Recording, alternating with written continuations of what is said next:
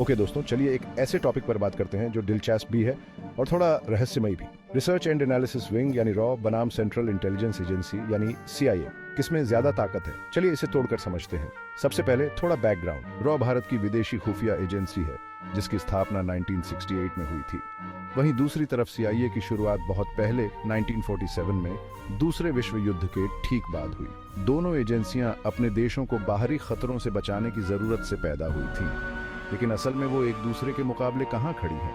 चलिए शुरू करते हैं ऑपरेशंस के दायरे से।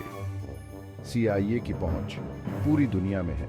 ये लगभग हर देश में काम करती है, खुफिया जानकारी इकट्ठा करती है, गुप्त ऑपरेशंस चलाती है और विदेशी सरकारों को प्रभावित करती है।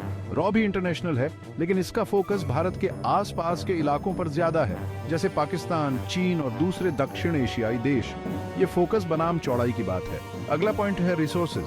सीआईए के पास बहुत बड़ा बजट है। हम बात कर रहे हैं अरबों डॉलर्स की। ये हजारों लोगों को नौकरी देती है, जिनमें एनालिस्ट, ऑपरेटिव्स और टेक एक्सपर्ट्स शामिल हैं। रॉ का बजट और मैन पावर काफी कम है।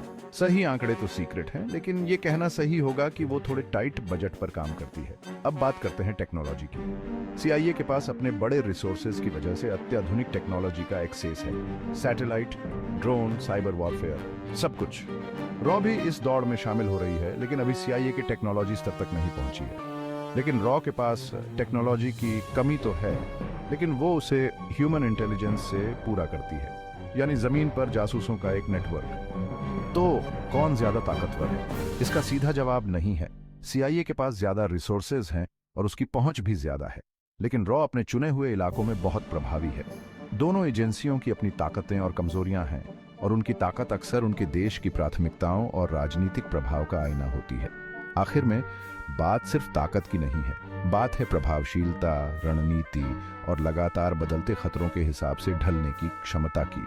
रॉ और सीआईए दोनों ही अपने राष्ट्रीय सुरक्षा के लिए अहम भूमिका निभाते हैं। इनके अंतर को समझने से हमें अंतरराष्ट्रीय खुफिया जानकारी की जटिल दुनिया को समझने में मदद मिलती है। तो दोस्तों, रॉ बनाम सीआईए पर बस इतना ही।